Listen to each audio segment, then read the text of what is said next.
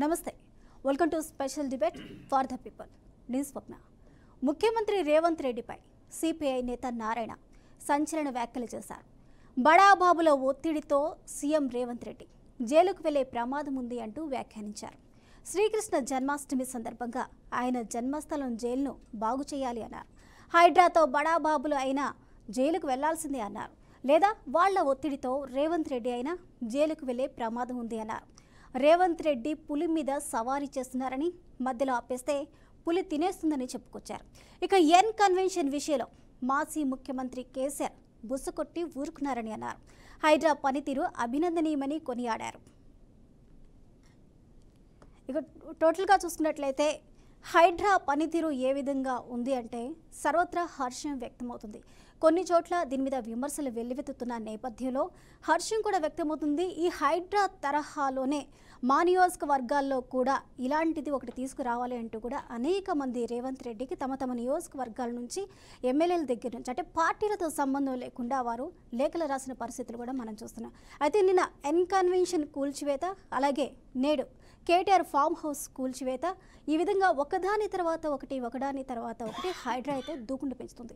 అయితే హైడ్రా అమలు చేస్తున్న వారంలోనే ఇప్పటి వరకు 70 కట్టడాలు కూల్చివేసినట్టయితే తెలుస్తుంది. మొత్తానికి అసలు హైడ్రా పనితీరు ఏ విధంగా ఉంది, వస్తున్న విమర్శల సంగతి ఏంటి, ముఖ్యంగా ఎంఐఎం అధినేత చేస్తున్న విమర్శల వెనకాల ఉన్న ఆంతర్యం ఏంటి, అసలు ఏం జరుగుతుంది, ఇదే అంశం గురించి ప్రస్తుతం మనతో పాటు మాట్లాడడానికి మనకి స్టూడియోలో చరణ్ కౌశిక్ యాదవ్ గారు, కాంగ్రెస్ నేత ఉన్నారు. నమస్కారం అండి. అలాగే మనకి జూమ్లేలో పొలిటికల్ అనలిస్ట్ శేషు గారు ఉన్నారు, ప్రొఫెసర్ శేషు గారు. అలాగే మనకి బీజేపీ నేత అల్జాపూర్ శ్రీనివాస్ గారు ఉన్నారు. అందరికీ నమస్కారం అండి. ముందుగా చరణ్, కాంగ్రెస్ గతంలో నుంచే ఈ చెరువులు కానీ నాలాలు కానీ ఇవన్నీ కూడా ఆక్రమణలకు గురవుతున్నాయి, వీటి మీద ఉక్కు పాదం పెట్టవలసిన అవసరం ఉంది అంటూ కూడా అధికారంలో రాకముందు నుంచి కూడా చెప్తుంది. అయితే అధికారంలోకి వచ్చిన తర్వాత ఇప్పుడు తీసుకున్న ఈ నిర్ణయాన్ని విమర్శలు వస్తున్నాయి. అలాగే దీనికి సంబంధించి ఏవైతే కూల్చివేతలకు హైడ్రా పూనుకుందో కోర్టుకెళ్లి స్టేలు తీసుకొచ్చిన పరిస్థితి ఏర్పడింది. అయితే అక్రమార్కుల మదిలో రైళ్లు పరిగెడుతున్నప్పటికీ కూడా దీని మీద వచ్చే విమర్శల సంగతి ఏంటి అంటారు? అంటే వెనకడుగు వేయకుండా ముందుకు వెళ్తుందా, లేకపోతే ఎక్కడైనా కాంప్రమైజ్ అయ్యే అవకాశాలు ఉన్నాయంటారా? తెలంగాణ రాష్ట్రంలో కాంగ్రెస్ ప్రభుత్వం ఏర్పడి 8 నెలలు అవుతా ఉంది. ఈ 8 నెలల కాలంలో కాంగ్రెస్ ప్రభుత్వం ప్రజారంజక పాలన అందించే దానిలో కావచ్చు, కాంగ్రెస్ పార్టీ ఇచ్చినటువంటి గ్యారెంటీలు అమలు చేసే దానిలో భాగంగా ముందుకు పోతా ఉంది. ఎందుకంటే తెలంగాణ రాష్ట్రం రుణమాఫీ చేయాలని చెప్పి కాంగ్రెస్ పార్టీ భావించింది. దానిలో భాగంగా రుణమాఫీ ప్రక్రియ కూడా దాదాపు చివరి దశకు చేరుకుంది.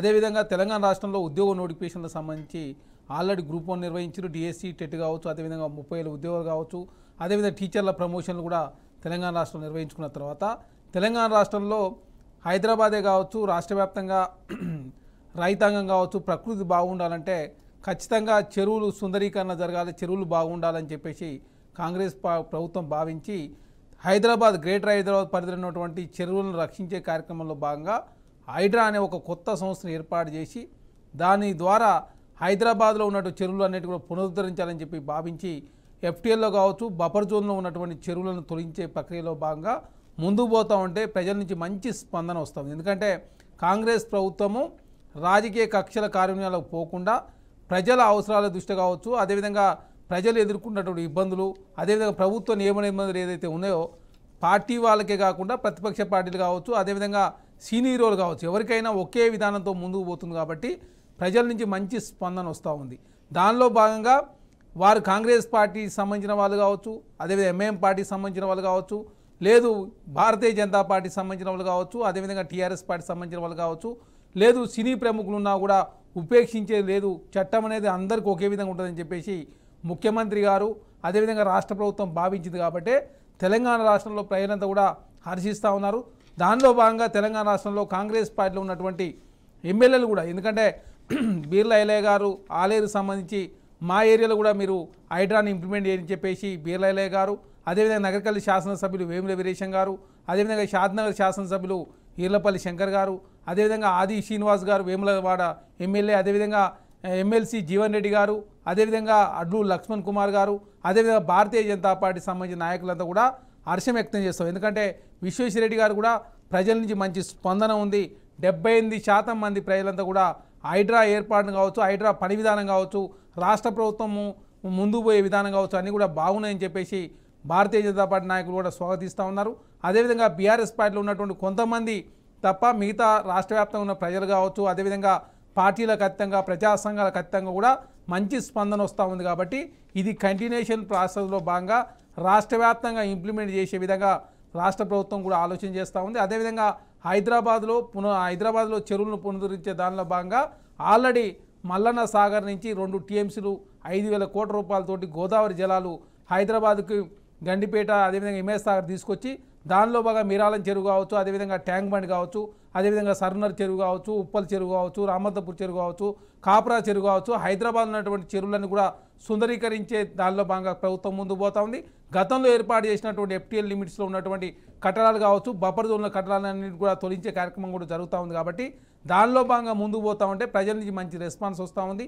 పార్టీలకు ఖచ్చితంగా కూడా కాంగ్రెస్ ప్రభుత్వం పనిచేస్తూ ఉంది. కాబట్టి హైడ్రా అనేది మంచి మన్ననలో పొందుతూ ఉంది. కాబట్టి ఖచ్చితంగా భవిష్యత్తులో కూడా ఖచ్చితంగా గత ప్రభుత్వం లాగా ఏదో తాత్కాలిక రాజకీయ అవసరాల కోసం వాడుకునే దానిలో భాగంగా కాంగ్రెస్ ప్రభుత్వం ముందుకు పోవడం లేదు.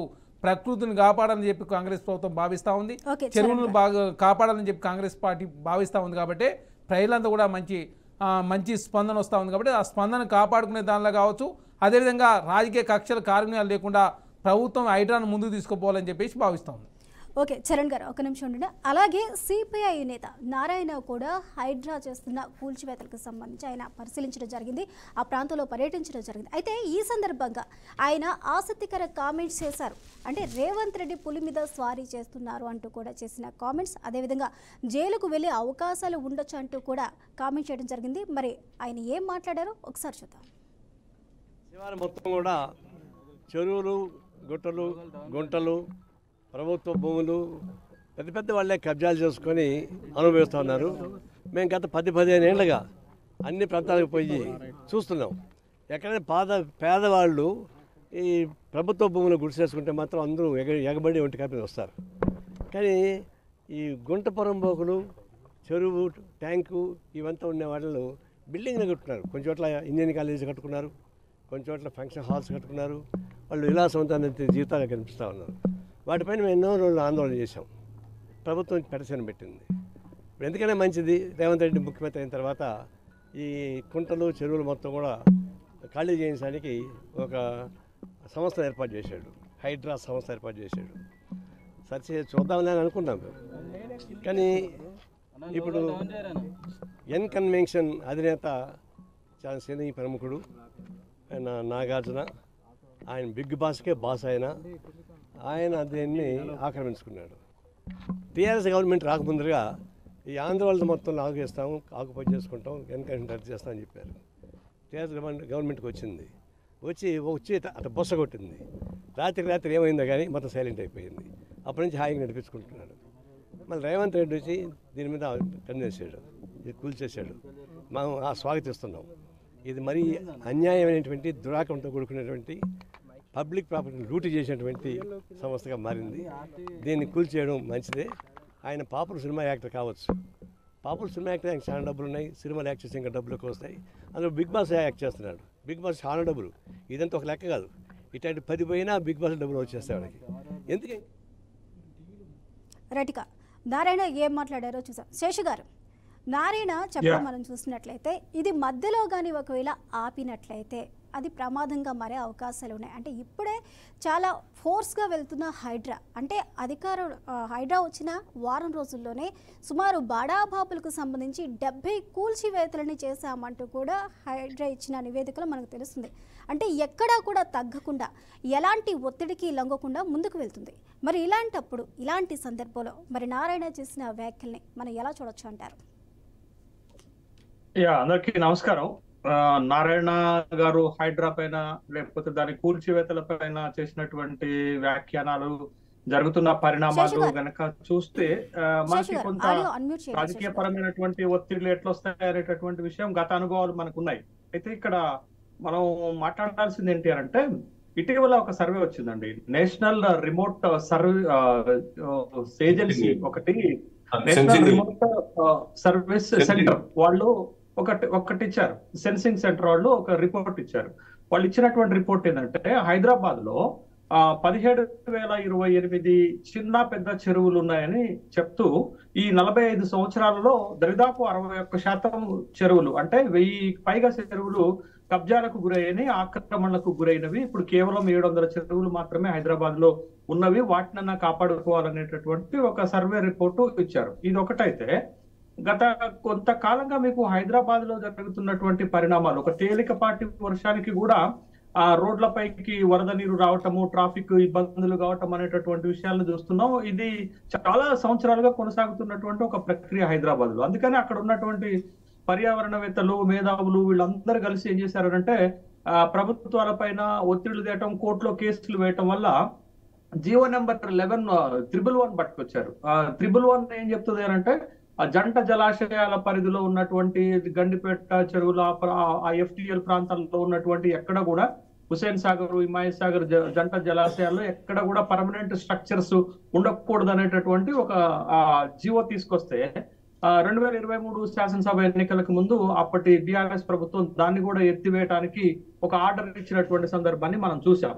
అయితే కొత్త ప్రభుత్వం అధికారంలోకి వచ్చిన తర్వాత హైదరాబాద్ ను ఒక ఫోకస్డ్ ఏరియాగా తీసుకుంటుంది. హైదరాబాద్ లో ఉన్నటువంటి సమస్యలను తొలగించకపోతే దాని బ్రాండ్ ఇమేజ్ దెబ్బతింటుంది, తద్వారా తెలంగాణకు కూడా నష్టం జరుగుతుంది అనేటటువంటి ఉద్దేశంతో బడ్జెట్ లో హైదరాబాద్ అభివృద్ధికి 10,000 కోట్ల రూపాయలు పెట్టారు. తర్వాత మూసీ రివర్ ఫ్రంట్ ప్రక్షాళన పట్టుకొచ్చారు. తర్వాత ఒక 4th సిటీ బేగర్ కంచెలో ఏర్పాటు చేయాలనే నిర్ణయం తీసుకున్నారు. మెట్రో విస్తరణ చేయాలనేటటువంటి ఒక నిర్ణయం తీసుకున్నారు. దాంతో పాటు హైదరాబాద్ లో ఉన్నటువంటి ఆక్రమణలను, నిబంధనల ఉల్లంఘనలను తొలగించడానికి, అక్కడ ఉన్నటువంటి పౌరులకు సేవల విస్తృతిని పెంచడానికి, మంచి సేవలు అందించడానికి ఈ హైడ్రా లాంటి ఒక స్వతంత్ర ఏజెన్సీని పట్టుకొచ్చారు. ఇప్పుడు ఈ హైడ్రా పనిచేయటం ప్రారంభించిన తర్వాత మీరు చూడండి, ఒక 18 ప్రాంతాలలో 108 ఆక్రమణలను తొలగించేశారు. 44 ఎకరాలను ఆక్రమణలకు గురైనటువంటి భూమిని ప్రభుత్వం టేక్ ఓవర్ చేసుకున్న సందర్భం ఉంది. అయితే ఈ చర్యలు ప్రారంభించిన తర్వాత ఎవరు వ్యతిరేకిస్తున్నారు, ఎవరికి ఇబ్బంది అవుతుంది, ఎవరు ఆక్రమణదారులు అనేటటువంటి విషయాన్ని చూస్తే ఎక్కడ కూడా ఒక పేదవాడు కానీ, మధ్యతరగతి వాడు కానీ ఈ హైడ్రా వల్ల ఇబ్బందులు పడినట్లుగా ఈ మధ్య కాలంలో, లేకపోతే అది పని ప్రారంభించిన తర్వాత చూడలే.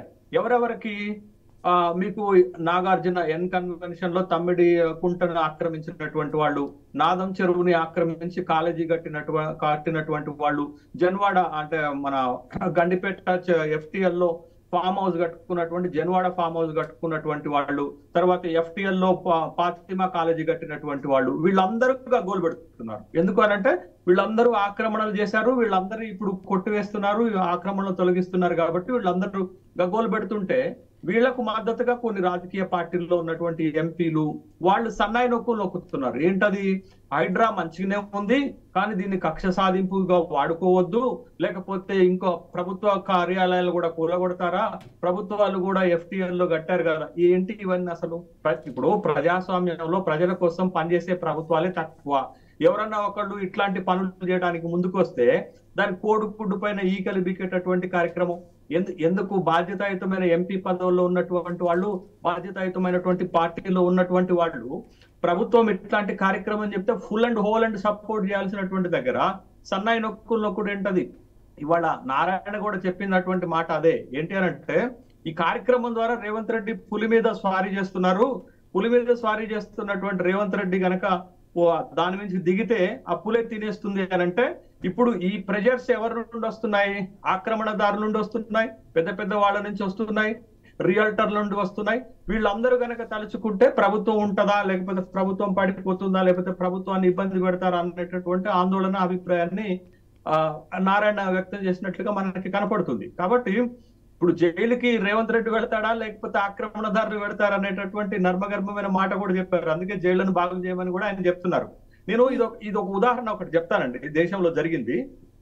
నిన్న ఆగస్టు 25 నాడు BP మండల్ జయంతి జరిగింది. మొత్తం దేశవ్యాప్తంగాను తెలంగాణలో కూడా జరిగింది. BP మండల్ నేపథ్యం కూడా ఇదే అండి. 1968లో బీహార్ కి BP మండల్ ముఖ్యమంత్రి అవుతారు. ముఖ్యమంత్రి అయినటువంటి సందర్భంలో తన మంత్రివర్గ సహచరుల పైన, తన పార్టీ సీనియర్ నాయకుల పైన అవినీతి పైన ఒక రిపోర్ట్ తయారు చేస్తారు. ఆ రిపోర్ట్ అప్పటి వరకు తొక్కి పెడతారు. ఆ రిపోర్ట్ ని శాసనసభలో ప్రవేశపెట్టింది BP మండల్ ముఖ్యమంత్రి అయిన తర్వాత. వద్దు అన్నప్పటికి కూడా ఆ అవినీతి రిపోర్ట్ ని శాసనసభలో ప్రవేశపెట్టడం వల్ల 30 రోజుల్లోనే ముఖ్యమంత్రి పదవిని కోల్పోయారు. అదే ఎగ్జాంపుల్ ఇవాళ మనం ఇక్కడ గనక తీసుకుంటే ఇంత పెద్ద కార్యక్రమాన్ని చేపట్టడం వల్ల ఇవాళ ఇబ్బందులకు గురవుతున్నటువంటి వాళ్ళు ఆక్రమణదారులు, రియల్ ఎస్టేట్ బ్రోకర్లు, రియల్టర్లు, బిల్డర్స్ వీళ్ళందరూ ఈ ప్రభుత్వాన్ని ఏం చేయాలనేటటువంటి అభిప్రాయానికి వస్తారు కదా. వాళ్ళు చాలా బలవంతులు కదా. ఇవాళ మొత్తం రాజకీయాలను శాసిస్తుంది రియల్టర్లే, ఈ రియల్ ఎస్టేట్ బ్రోకర్లే, రియల్ ఎస్టేట్ వ్యాపారం చేస్తున్నటువంటి బడవెత్తలే. ఇవాళ అందుకే కదా నర్మగర్భంగా మాట్లాడుతున్నటువంటి వాళ్ళు, అది ఈటల రాజేందర్ కావచ్చు, రఘునందన్ కావచ్చు, లేకపోతే the great central minister Kishan Reddy కావచ్చు, ఓవైసీ బ్రదర్స్ కావచ్చు. ఓవైసీ బ్రదర్స్ అయితే ఒక అడుగు ముందుకేసి చంపితే చంపుకోండి అంటున్నారు. ఇక్కడ చంపడానికి కాదు కదా హైడ్రా పెట్టింది. హైడ్రా అనేది ఆక్రమణలను తొలగించడానికి పెట్టినటువంటి ఒక ఏజెన్సీ, ఉల్లంఘనల పైన చర్యలు తీసుకోవడానికి పెట్టినటువంటి ఒక ఏజెన్సీ. ఎందుకు మీరు అందరూ బాధ్యతాయుతమైనటువంటి పదవుల్లో ఉండి ప్రజాప్రతినిధులుగా ఉండి ప్రజల కోసం మేలు చేస్తున్నటువంటి ఒక కార్యక్రమం పైన ఎందుకు సన్నాయి నొక్కుతున్నారు? ఎందుకు మాట్లాడుతున్నారు? ఇవాళ రాష్ట్రంలో ఉన్నటువంటి ప్రజలందరూ కూడా హైడ్రా ద్వారా చేపడుతున్నటువంటి చర్యలకు అభినందనలు చెప్తున్నారు. మీరెందుకు నర్మగర్భంగా మాట్లాడుతున్నారు అనేటటువంటి ప్రశ్న వస్తుంది. ఇవాళ ఒక హైదరాబాద్ శేష్ గారు ఒక నిమిషం హోలో ఉండండి. అలాగే మనకి మరొక గెస్ట్ యాడ్ అయ్యారు, బీఆర్ఎస్ నేత రాజు నాయక్ గారు. రాజు నాయక్ గారు నమస్తే అండి. ఒక నిమిషం ఉండండి. అలాగే శ్రీనివాస్ గారు కేవలం ఈ హైడ్రా అండర్లోకి ఇక చెరువులా లేకపోతే నాలాలు మాత్రమే కాదు, పార్కులు, గ్రౌండ్స్, ఓపెన్ ఫ్లాట్స్తో పాటు play grounds, libraries, communities, office కోసం ఇచ్చేవి అన్నీ కూడా ఏవైతే ఆక్రమణకు గురయ్యో ప్రతి ఒక్కటి కూడా ఈ హైడ్రా అండర్లోకే వస్తుంది అంటూ కూడా కమిషనర్ రంగనాథ్ అనేది చెప్పడం జరిగింది. కాకపోతే ఇప్పుడు ప్రధానంగా ఫోకస్ మాత్రం ఏవైతే చెరువుల్ని ఆక్రమించి అక్రమ నిర్మాణాలు కట్టారో ఆ నిర్మాణాలకు సంబంధించి ప్రధానంగా ఫోకస్ పెడుతున్నారు. దీనికి సంబంధించి హెచ్ఎండిఏకి టోటల్గా చూసుకున్నట్లయితే 7 జిల్లాల్లో మనకి 3532 చెరువులు ఉన్నట్లయితే ఇప్పటికే సర్వే 3114 చెరువుల సర్వే అయితే చేయడం జరిగింది. ఇందులో కూడా ఎంత ఆక్రమణ జరిగింది అంటే సుమారు 61% చెరువులు కబ్జాకు గురయ్యాయి. అంటే ఇప్పుడు వర్షాలు పడినప్పుడు కానీ, మరి ఇతరత్ర విపత్తులు వచ్చినప్పుడు కానీ డిజాస్టర్ అనేవి కేవలం ఈ చెరువుల ఆక్రమణ ద్వారానే జరుగుతుంది అంటూ కూడా చెప్పడం జరిగింది. వీటన్నిటికీ బీజేపీ ఎందుకు సమర్థిస్తుందా లేకపోతే వ్యతిరేకిస్తుందా? అలాగే బీజేపీ నేతలు కూడా దీన్ని ఒకవైపు సమర్థించినప్పటికీ కూడా మొదట కాంగ్రెస్ నేతల దగ్గర నుంచి ఈ కూల్చివేతలను ప్రారంభించాలి అంటున్నారు. ఎందుకు అంటే ఎక్కడి నుంచి ఒక మంచి పని ఎక్కడి నుంచి మొదలు పెడితే ఏమవుతుంది? నమస్కారం అండి అందరికీ. నమస్తే అండి. భారతీయ జనతా పార్టీ మొదటి నుంచి ఒకటే స్టాండ్ తీసుకున్నది, ఈ హైడ్రా ద్వారా జరిగేటువంటి ఈ చర్యల్ని భారతీయ జనతా పార్టీ సమర్థిస్తా ఉన్నది. First point. రెండవది, ప్రభుత్వం తీసుకునేటువంటి చర్యలు పక్షపాతంగా కక్షపూరితంగా ఉండొద్దు అనే రెండో మాట చెప్పడం జరిగింది. రేవంత్ ఈటల రాజేందర్ గారు మొదటి నుంచి చెప్తా ఉన్నారు, లేకుంటే రఘునందన్ గారు చెప్తా ఉన్నారు. అసలు భారతీయ జనతా పార్టీని ఆరోపణ చేయాల్సింది ఏమని అర్థం కాదు. సారీ టు సే శేషు గారు నర్మగర్భంగా అంటూ భారతీయ జనతా పార్టీ గురించి చెప్తా ఉన్నారు. చాలా స్ట్రెయిట్ అవేగా మేము సపోర్ట్ చేస్తా ఉన్నాం. ఇల్లీగల్ యాక్టివిటీస్ ఏమున్నా, కబ్జాలు ఏమున్నా కానీ యాజ్ ఇఫ్ మేము సర్కార్లో ఉన్నట్టు ఈ యొక్క రాష్ట్రంలో కూడా కేంద్రం ఉన్నందుకు ఈ హైదరాబాద్ నగరాన్ని సుందరీకరణ చేయాలి, పబ్లిక్ ప్రాపర్టీని రక్షించుకోవాలి, పార్కులు, రోడ్లు, నాట్ ఓన్లీ నాలాలు, నాట్ ఓన్లీ చెరువులు, సుమా పబ్లిక్ పార్క్ తో పాటు పబ్లిక్ ప్రాపర్టీలు, రోడ్లు కూడా రక్షించాలని చెప్తున్నాను నేను. లేఅవుట్ ప్లాన్ 40 ఫీట్లు చూపిస్తే కబ్జాకి అయ్యి మొత్తం 30 ఫీట్లకే వస్తుంది. 100 ఫీట్లు ఉంటే 80 ఫీట్లకే వస్తుంది. నడి మధ్యలో పల్లీలు, మజార్లు అన్ని కూడా కడతా ఉన్నారు. ఇవన్నీ కూడా రక్షించారు కదా. ఆ మాట చెప్పేది ఎవరు చెప్తున్నారు? కేవలం భారతీయ జనతా పార్టీ తప్ప ఇంకెవరు చెప్తున్నారు? మూడో విషయం, దీని యొక్క హైడ్రాకు సంబంధించిన లీగల్ శాంక్టిటీ గురించి చర్చ నడుస్తా ఉన్నాయి. గుర్తుపెట్టుకోండి, కేవలం 99 జీవో ద్వారానే ఈ యొక్క యాక్టివిటీ నడుస్తా ఉన్నాయి. స్వప్న గారు, ఈ 99 జీవో ఎంత మేరకు నిలబడుతుంది? ఎవరైనా కానీ కోర్టు ద్వారా ఇంకా సీరియస్ గా ఫైట్ చేస్తే, దీనికి లీగల్ శాంక్టిటీ లేదు అనే ఫైట్ చేస్తే కోర్టు ఏం జడ్జ్మెంట్ చెప్పలేని పరిస్థితి.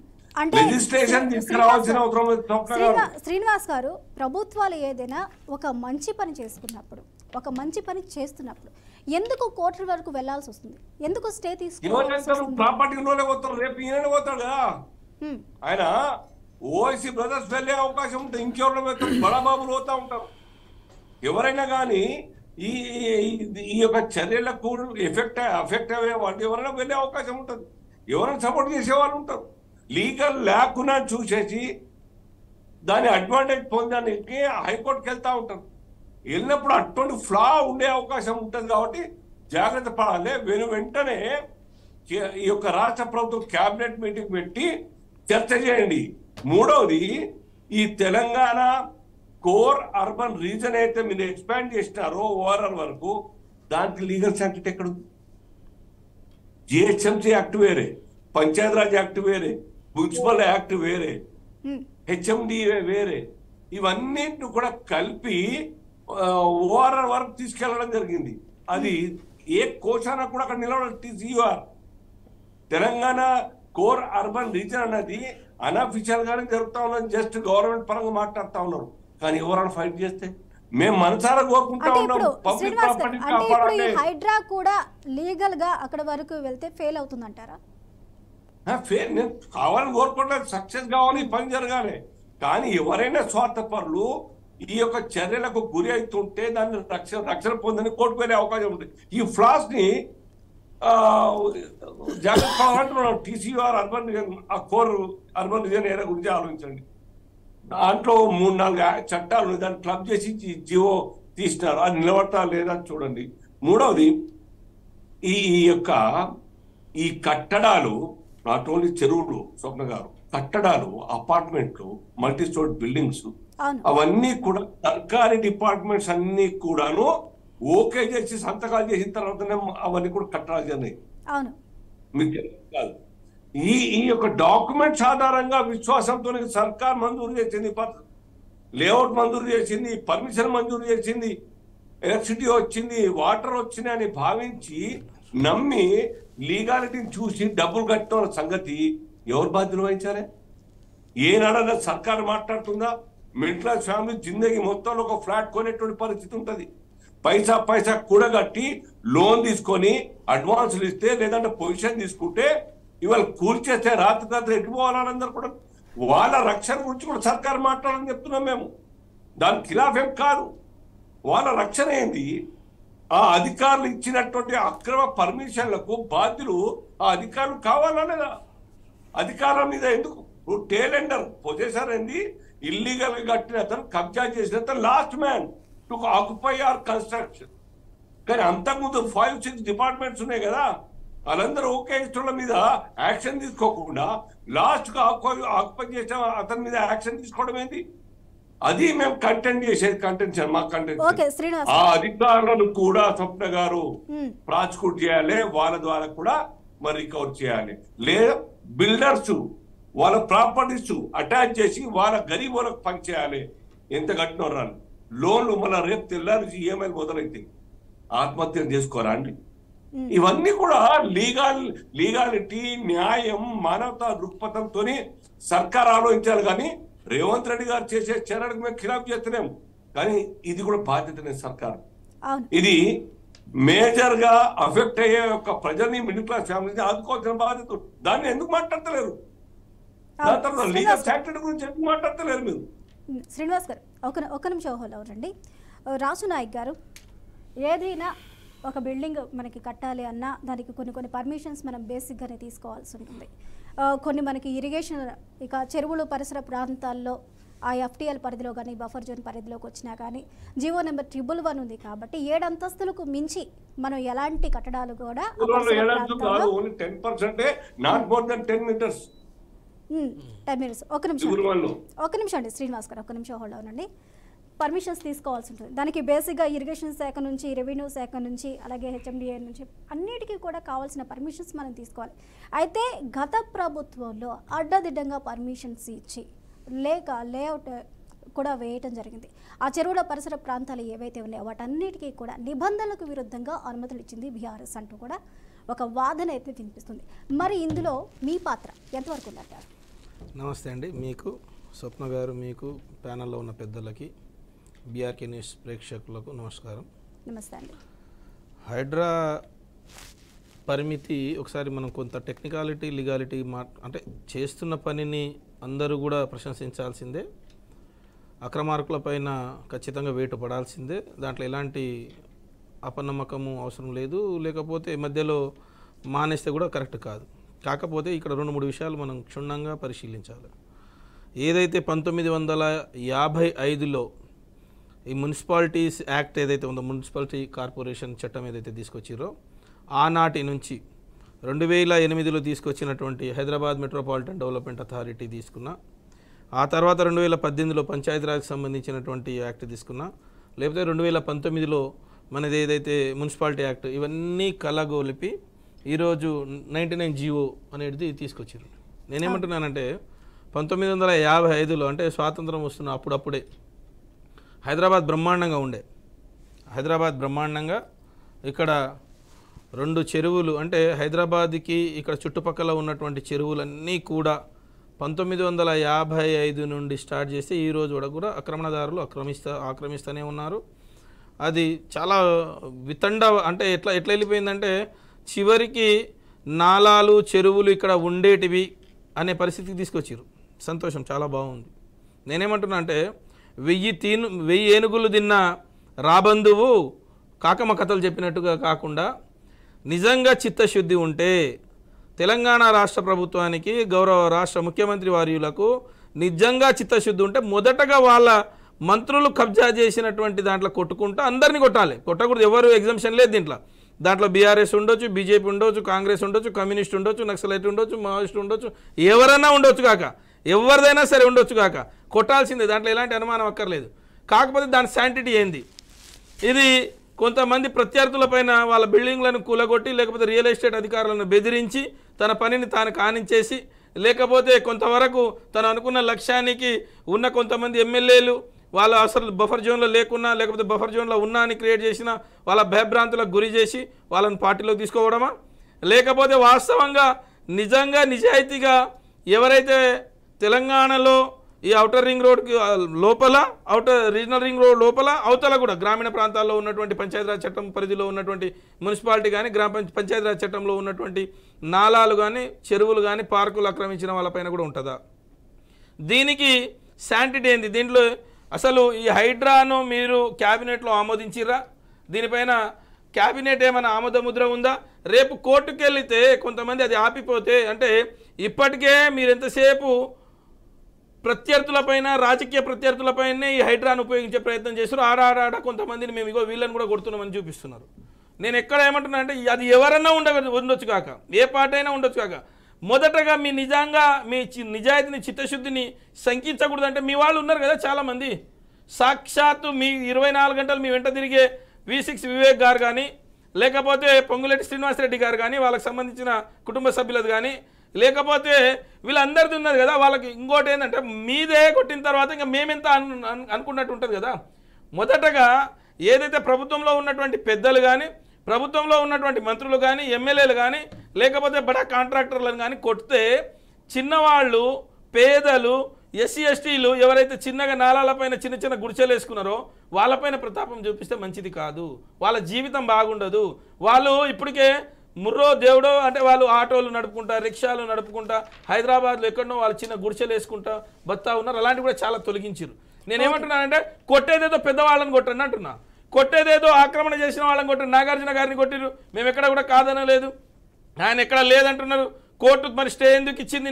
నిజంగా ఒకవేళ ఇది ఉంటే కోర్టు స్టే ఇవ్వకూడదు కదా. మీరు కరెక్ట్ రిప్రజెంట్ చేస్తే రాజునాయ్ గారు కోర్టు స్టేలు అంటే ఏదైతే మనకి ఇన్ఫర్మేషన్ లేకుండా కూల్చివేస్తున్నారంటే ఇమీడియట్గా ఎవరైనా బాధితులు కోర్టుకు వెళ్తే ఆటోమేటిక్గా దాంట్లో నిజానిజాలు తేల్చడానికి స్టే ఇవ్వడం అనేది కోర్టుకు పరిపాటుగా జరుగుతుంది. దాంట్లో పరిపాటు జరుగుతుంది. ఎందుకు ఇచ్చారని కాదండి, ఇమీడియట్ గా వెళ్ళినప్పుడు ఖచ్చితంగా ఇస్తారు. స్వప్న గారు, కౌశిక్ యాదవ్ గారు, టోటల్గా ఈ హైడ్రాని తీసుకొచ్చిన తర్వాత అక్రమార్కులు టెన్షన్ పడుతున్నారు అన్న దాంట్లో ఎలాంటి సందేహం లేదు. కాకపోతే ఇక్కడ ఎంఐఎం కూడా నిన్న చూస్తే ఒక మాట, ఈరోజు చూస్తే ఒక మాట. ఎంఐఎం కూడా కావాలంటే నా మీద మరొక్కసారి బుల్లెట్ల వర్షం కురిపించండి, కానీ నా విద్యా సంస్థల జోలికి మాత్రం రావద్దు, మేము వాటిని పేద విద్యార్థుల కోసం మేము కట్టాము అంటూ కూడా అక్బరుద్దీన్ ఓవైసీ మాట్లాడడం మనం ఏ విధంగా తీసుకోవచ్చు.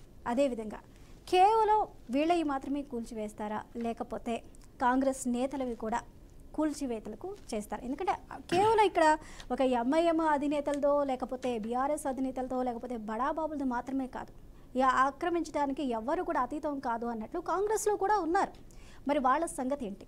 అలాగే ఇప్పుడు ఓవైసీ ఎంఐఎం అంటున్న మాటల్ని మనం ఏ విధంగా తీసుకోవచ్చు? అలాగే దానికి ఫాతిమా ఓవైసీ అంటూ కూడా కొన్ని విద్యా సంస్థలను ఆయన ఒక చెరువు ప్రాంతంలో కట్టారు అనేది తెలుస్తుంది. మరి దాన్ని ఏం చేస్తారు? అంటే ప్రధానంగా ఈ హైడ్రా ప్రధానంగా ఇప్పుడు FTL పరిధిలో ఉన్నటువంటి నిర్మాణాల మీద పనిచేస్తూ ఉంది. దాని తర్వాత బఫర్ జోన్ కావచ్చు, అదేవిధంగా కుంటలు చెరువుల మీద కాలువల మీద నిర్మించినటువంటి నిర్మాణాలను తొలగించే దానిలో భాగంగా ముందుకు పోతూ ఉంది. అదే కాకుండా ప్రభుత్వ భూములు కాపాడే ప్రయత్నం, పార్కులను రక్షించే కార్యక్రమం జరుగుతూ ఉంది. ఈ 4 లక్ష్యాల కోసమే హైడ్రా పనిచేస్తూ ఉంది. అదే కాకుండా కాంగ్రెస్ పార్టీలో ఉన్నటువంటి పొంగులేటి శ్రీనివాసరెడ్డి గారు చాలా స్పష్టంగా నా ఫామ్ హౌజు FTL పరిధిలో కావచ్చు బఫర్లో ఉంటే మీరు తొలగించండి చెప్పిండు.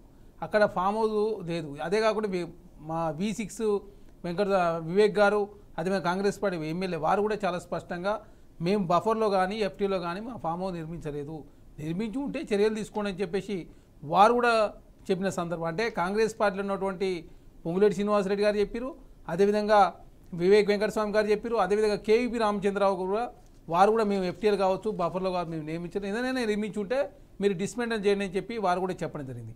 అదే కాకుండా కాంగ్రెస్ పార్టీలో ఎమ్మెల్యేలంతా కూడా స్వాగతిస్తూ ఉన్నారు. షాద్నగర్ ఎమ్మెల్యే కావచ్చు, ఆలేరు ఎమ్మెల్యే కావచ్చు, నగరికల్ ఎమ్మెల్యే కావచ్చు, వేములవాడ ఎమ్మెల్యే కావచ్చు, అదేవిధంగా ధర్మపురి ఎమ్మెల్యే కావచ్చు, అదేవిధంగా Jagtial MLA president MLC Jeevan Reddy గారు కావచ్చు, అదేవిధంగా కాంగ్రెస్ పార్టీలో ఉన్న వాళ్ళు కావచ్చు, భారతీయ జనతా పార్టీలో ఉన్నటువంటి విశ్వేశ్వరరెడ్డి గారు కావచ్చు, రఘునందన్ రావు గారు కావచ్చు, భారతీయ జనతా పార్టీలో ఉన్నటువంటి ఈటల రాజేంద్ర గారికే కొంత ఎందుకో దీన్ని స్వాగతిస్తారు. ఎందుకంటే వారికి సంబంధించి భూములు చాలా ఉన్నాయి కాబట్టి, దేవుని మాన్యాలు అవన్నీ ఏదో సమస్యలు ఉన్నాయి కాబట్టి వారు ఏదో కొంత డిఫరెంట్గా మాట్లాడే ప్రయత్నం చేస్తూ ఉంటారు తప్ప, అదేవిధంగా విశ్వేశ్వరరెడ్డి గారు అయితే ఏకంగా నేను ఆన్లైన్లో పోలింగ్ పెడితే 78% ప్రజలు అంగీకరించారు, ఒక 22% మాత్రమే దీన్ని అంగీకరించారని చెప్పే ప్రయత్నం వారు చేశారు.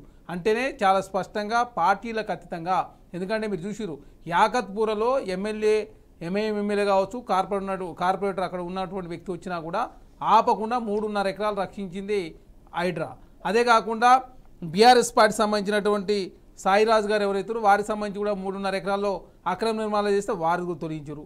అదేవిధంగా పల్లంరాజు గారి కేంద్ర మాజీ మంత్రి Congress party CWC member Pallam Raju గారి తమ్ముడు పల్లం ఆనందరాజు గారి కూడా అక్రమ నిర్మాణాలు ఉంటే వారిని కూడా తొలగించారు. ఇక్కడ ఎంఐఎం కావచ్చు, బీఆర్ఎస్ పార్టీ కావచ్చు, భారతీయ జనతా పార్టీ సంబంధించిన వ్యక్తులే కూడా తొలగించారు. హీరో నాగార్జున గారి కూడా తొలగించారు.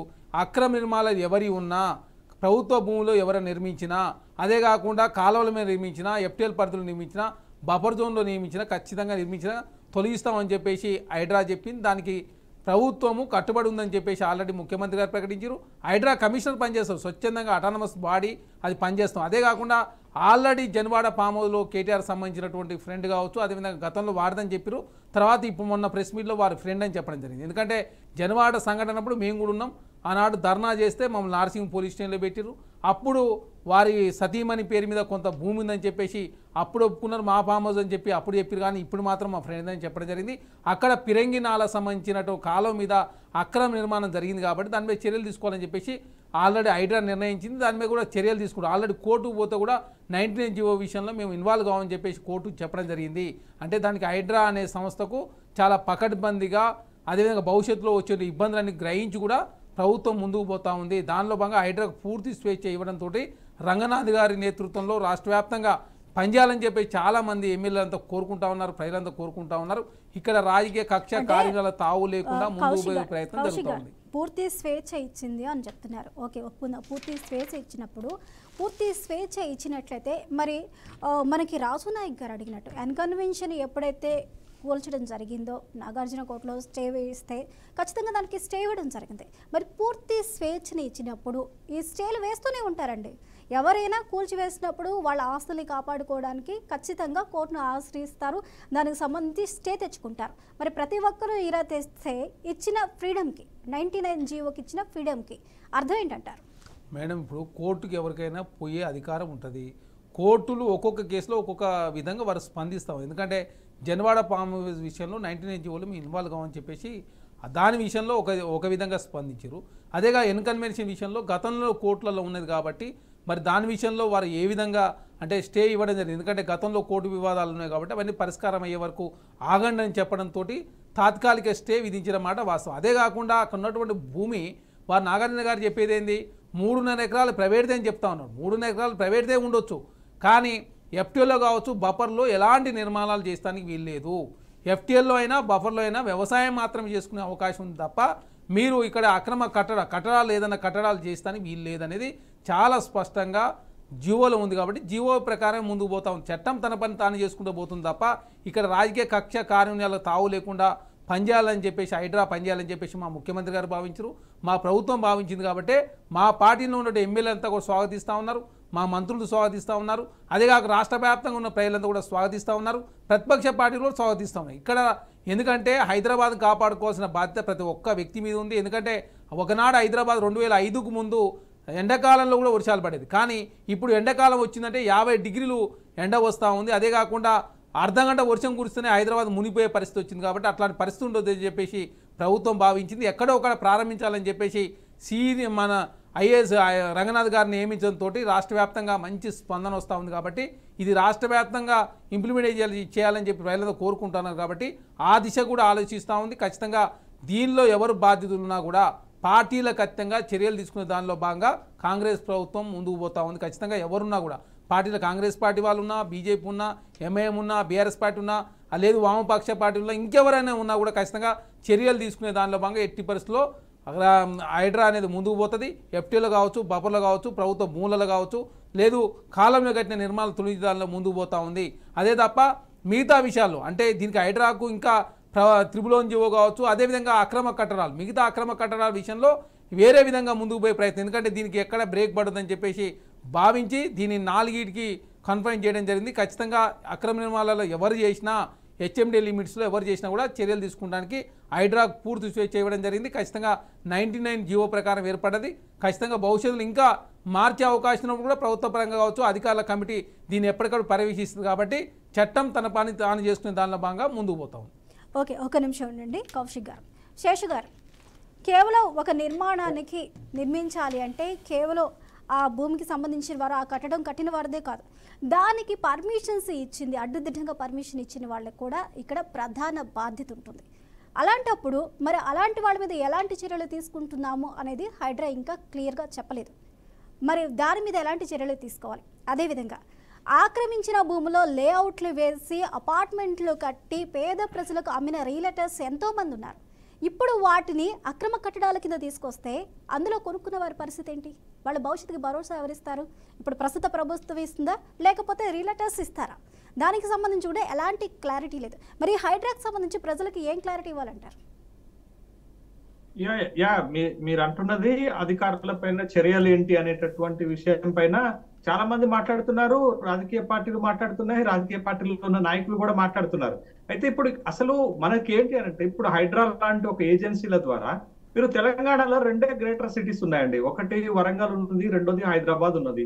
రెండింటికి ఉన్నటువంటి కామన్ ప్రాబ్లం ఏంటంటే తేలికపాటి వర్షాలు పడినాయి, 2 నగరాల్లో ఉన్నటువంటి లోతట్టు ప్రాంతాలు కాలనీలు మునిగిపోతున్నాయి.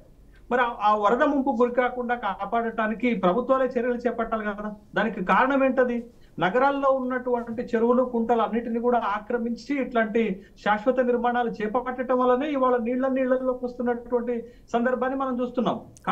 కాబట్టి ఇప్పుడు ఏమంటున్నారు, మీ ఆక్రమణల నుండి తొలగిస్తూ మా ఆక్రమణల దాకా రమ్మంటున్నారు, కానీ మీ ఆక్రమణలు చేయలేదు అని ఎవరు చెప్పట్లేదు. కాబట్టి పార్టీలలో ఉన్న నాయకుల స్టేట్మెంట్లు ఎట్లున్నాయంటే ముందు మీ ఆక్రమణ తొలగించి మా ఆక్రమణ దాకా రాండి అన్నట్టు చెప్తున్నటువంటి మాట చూడాలా. రెండోది మరి మీరు చూడండి, రియల్ ఎస్టేట్స్ కానీ బిల్డర్స్ కానీ అధికారులను, టౌన్ ప్లానింగ్ ఆఫీసర్స్ ని, ఇంజనీర్స్ ని వాళ్ళని మాయ చేసి డబ్బులు ఇచ్చి లంచాలు ఇచ్చి పర్మిషన్స్ తెచ్చుకొని కట్టారు. ఇప్పుడు అంటే తప్పు 2 వైపులా జరుగుతుంది. ఒకటి బిల్డర్స్ టౌన్ ప్లానింగ్ అధికారులను అక్రమాలకు పాల్పడే విధంగా లంచాలు ఇచ్చి పర్మిషన్ తీసుకొని వచ్చినారు. కాబట్టి ప్రభుత్వం ఎక్కడి నుంచి మొదలు పెడుతుంది చర్యలు? ఎక్కడి నుంచి మొదలు పెడుతుంది అంటే ఆక్రమణలను తొలగించే దగ్గర నుంచి మొదలు పెడుతుంది. తర్వాత ఫేజ్ లోకి వచ్చేసరికి అసలు ఈ ఆక్రమణలకు లేకపోతే ఈ నిర్మాణాలకు పర్మిషన్ ఇచ్చింది ఎవరు? ఏ రూల్ బేస్ మీద పర్మిషన్ ఇచ్చారు? ఏ విధంగా పర్మిషన్ ఇచ్చారు? ఎవరు ఇచ్చారు అనేటటువంటి ఇంకొక ఫేజ్ లో అధికారుల పైన చర్యలు తీసుకునేటటువంటి అవకాశాలు ఉంటాయి. ఎట్ ఏ టైం అన్ని చేయండి అనంటే అసలు ఒక ప్రక్రియ మొదలైంది. ఆక్రమణలను తొలగించి నగరాలను కాపాడేటటువంటి ఒక ప్రక్రియ, దాంట్లో ఒక ఏజెన్సీని ఏర్పాటు చేసేటటువంటి ప్రక్రియ.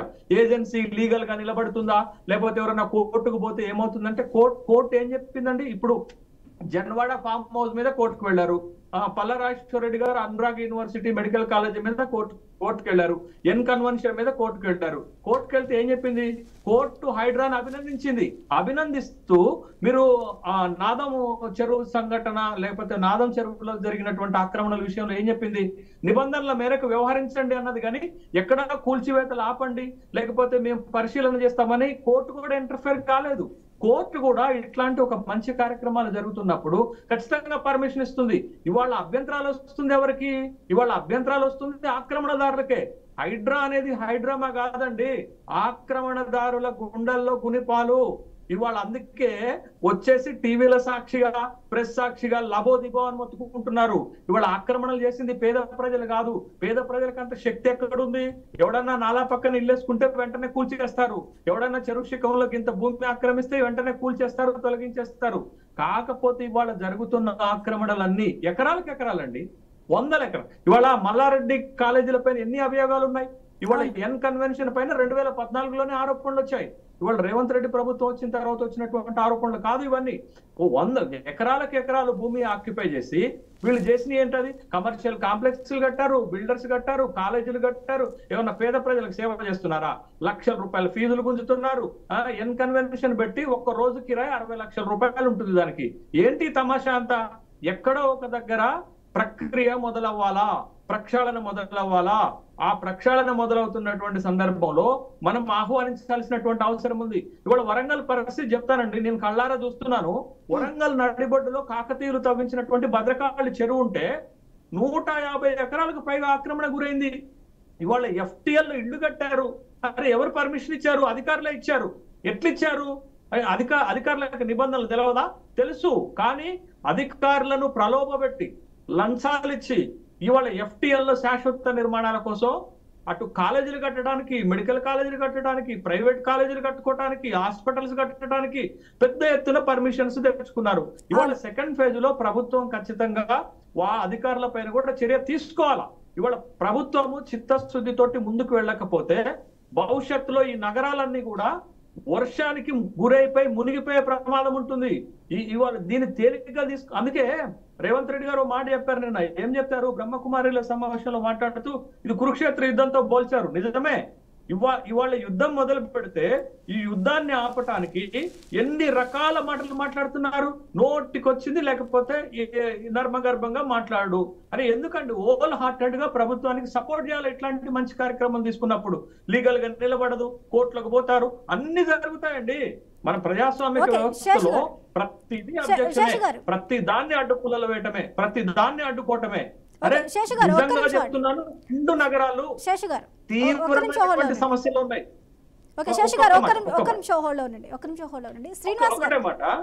ఒక్కటే మాట మీరు లాస్ట్ ఇయర్ వరంగల్ లో వర్షం వస్తే 200 కాలనీలు మునిగిపోయినాయండి. మునిగిపోయిన కాలనీలన్నీ పేద ప్రజలేవే. ఆక్రమణలు చేసింది అందరూ కూడా రియల్ ఎస్టేట్ బ్రోకర్లు, బిల్డర్స్, ధనవంతులే. మునిగిన ఇల్లు ఎవరు? పేద ప్రజలవి. ఏంటిది అసలు?